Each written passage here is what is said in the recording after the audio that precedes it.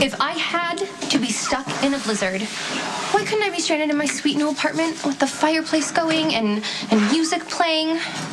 It's really starting to look nice there, right? Yeah. I gotta tell you. There we go. When I first walked into that place, I thought these two divas aren't gonna last a week here, but I gotta admit, looks pretty awesome. Thank you. Yeah. Crimson would be a good place to be stranded, too. Middle of the night, Caitless, no phones. I could get caught up on my work for once. Or a spa, because I could really use a massage. Yeah, well, sorry the accommodations aren't to your liking. I figured, compared to being stuck out there, freezing your little buns off in your wrecked car, a comfy couch and a cold beer might be nice. Okay, I concede. This dump is definitely preferable to death. I'm surprised with your vision you don't see it. See what? The potential. Man, with a little love, this place could rock. Don't get me wrong. I'm grateful for the roof over my head and the beer and the company. But other than a convenient shelter in a storm, what do you think this dump is good for? It's perfect for a custom garage. Port Charles could use something like that, you know? A lot of high-profile people driving high-profile cars. They'd appreciate being able to take their vehicles to a real mechanic who knows the ins and outs of their car and how to fine-tune it. And this sings to you why? I love cars.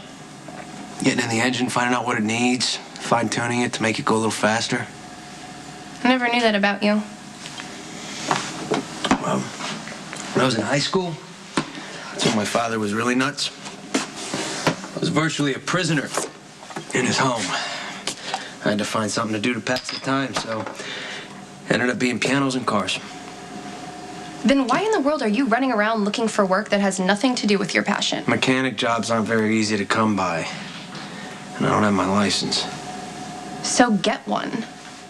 Never been good at waiting. It just makes me want to smash something.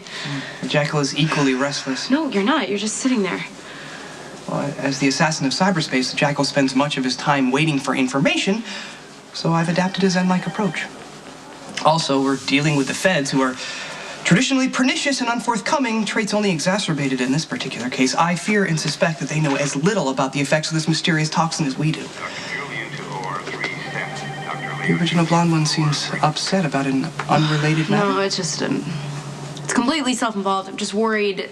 When Johnny left, he was really angry. When he's angry, he's reckless. He's not calling me back. And with the weather like this, I mean, what if he got in a car accident or something? Excellent. No, I'm sorry. It's just something constructive for me to do. I'll monitor the accident reports and see if anything about the dark prints. Okay. Sorry, any word from the feds? No. We're stone cold. Never mind. I think I know. If you want to spend hours of your day in a dump like this, who am I to judge? That's what's wrong with the world today. People don't know how to believe in their dreams anymore, or even have them. I say whatever brings you bliss, go for it. Well, thanks for the encouragement, but you can say it. I think I'm delusional. I already told you what I thought. Just because I don't relate to the specifics of your dream doesn't mean I don't have one. Dreams, I've got that right down to my stilettos. What? Nothing. You just surprise me sometimes. How? I don't know. Here you are going on and on about dreams. I guess I never pegged you for the dreamy type. Of course I am. Just practical about it. My sister, Georgie, she was the big believer in dreams. Plans, goals, setting yourself on a path to something. She was younger than me, but she knew she wanted to go to school in Italy when I couldn't see past the next party I was going to.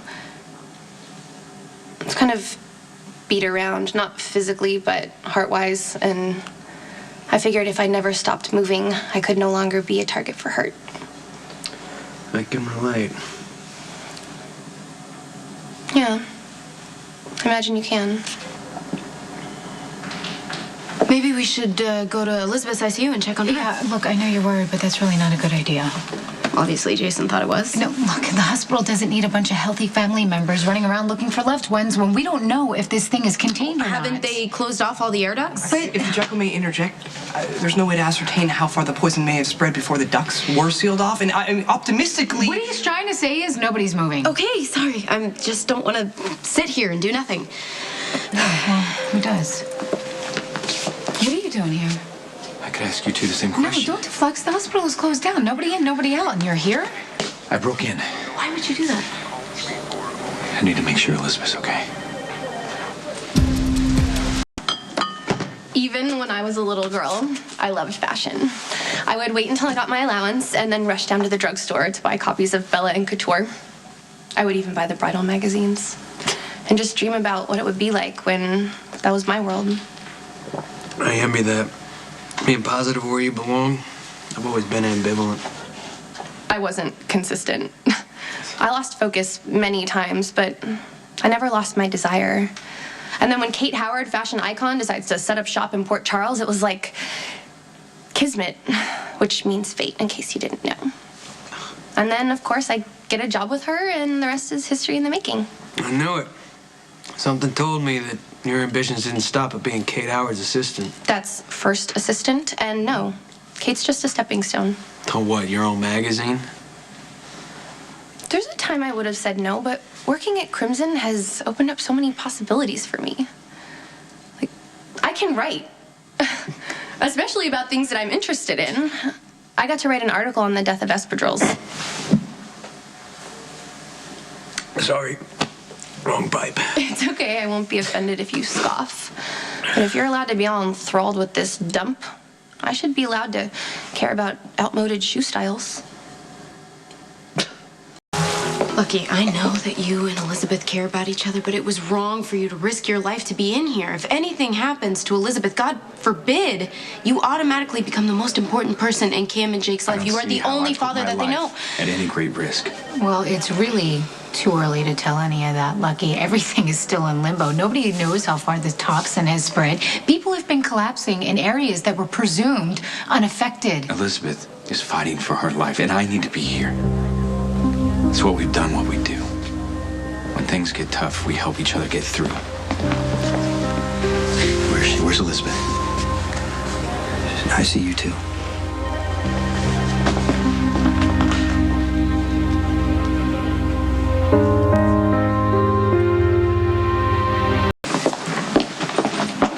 Did you see that?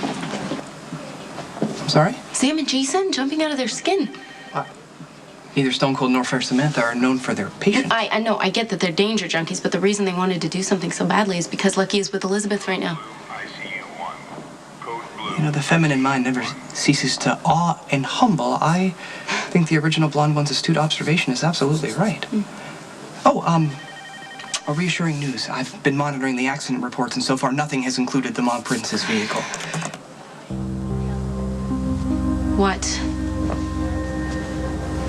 Fair Maximista's car has been found crashed and abandoned on the side of Highway 10.